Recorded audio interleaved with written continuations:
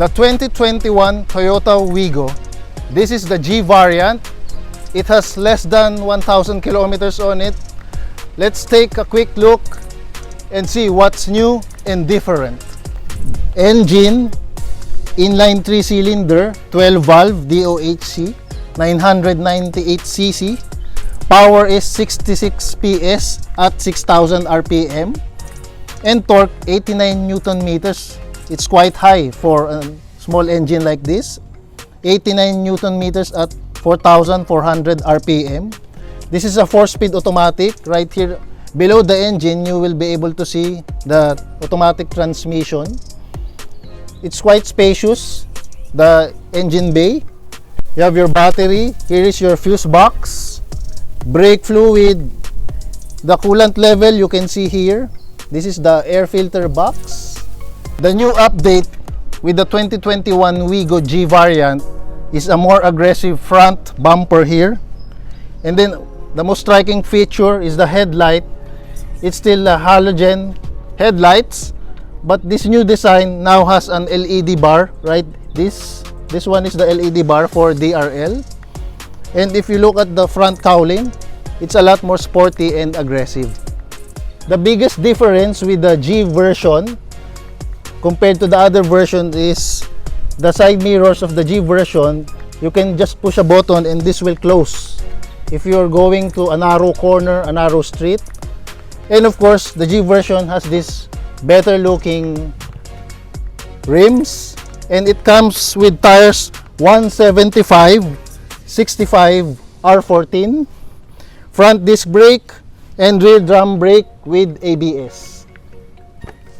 Dimensions of the Wigo 2021: length 3,660 mm, width is 1,600 mm, and height 1,520 mm. The rear tail lights also have a new LED design. And here on the rear compartment, I think 2 big luggages here will fit nice in the small bag. At the bottom, you will have a spare tire. And you can also close this if you need more space to put more luggage. Here at the driver's door side, you have your power window controls for the driver and the passengers, window lock,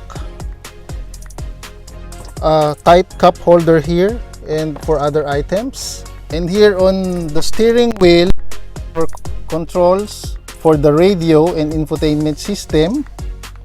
On the left, push start button, side mirror controls for left and right, and this one button here is for tilting it open or closing. Here on the center panel, you have your infotainment system, and this is a digital climate control, no longer those old school knobs. And below that, your shifter, shift lock park, reverse neutral, D4, 3, and 2 for your gears, lower gear. To start the Wigo, press on the brake pedal and then push the start button on the left side. Here you can see the gauge panel. It's warning me that I have the seat belt off. This is the infotainment system. Okay, first let's go to the gauge panel options. This one is to adjust the time. On the right side here, this one is for the trip meter. Here you can see the fuel range, economy mode on, and then total distance traveled or odometer, and trip A, trip 1, and your trip B. And then on the center panel, you have a touch screen here on the Wigo G. If you want to go to the menu, everything is touchscreen here. Your radio, you can connect to your iPhone or Android phone. You can play music via USB here. If you open this, you can plug in your USB there. Let's go back to the menu. Here you can change the preset radio stations, and let's go over the settings. So there you have your date, time, sound, and what else? Audio settings, equalizer, displays brightness, and what's this factory version? Let's try it. This one I think is to reset it to the factory settings. Erase everything that you have done. Okay, this is the version model now. Climate control, to turn on, just press that button. This is for fan speed, temperature, and then rear vent, circulation air. On the front passenger side, you can clearly see the airbag location there. The glove compartment here will fit your documents and your manual from Toyota. This is the rear passenger door panel. It's almost the same as the driver's door. And behind the handbrake, in the center, you have another cup holder. There's a sort of transmission tunnel here, similar to rear-wheel drive cars. It's not that high, so it won't affect the middle passenger. I'm here at the back seat. You can see the space here for 3 passengers. We each have our own headrest and seat belts. And on our door side, we also have our own cup holders. The Wigo G, it already has a built-in backup camera right there. You can hear the backup sensor beeping when you get closer to an object behind you. The steering wheel feels very light. I think this is great for maneuvering in heavy traffic.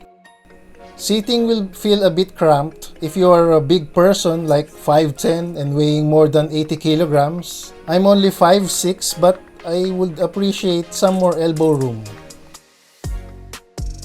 We took the Wigo fully loaded with 4 adult passengers up to Tanay Rizal Mountain Pass via the Marilake Highway. The car actually felt more stable at high speed, 100 kilometers per hour, with some added weight. Compared to driving alone, it feels so light like paper.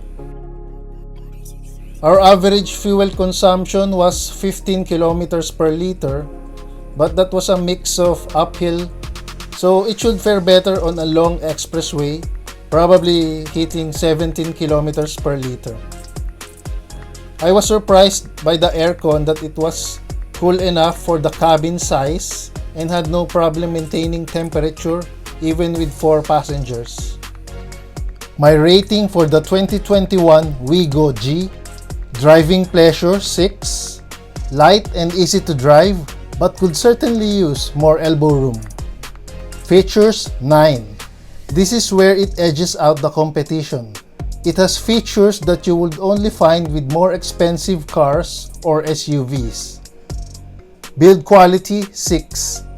Exactly what you would expect material quality of a lightweight car. Power 5. Just enough to bring you from point A to B using as little fuel as possible. Looks 7. New front end looks cool, but the rear is a bit boxy in shape and doesn't match the front design. Total 33.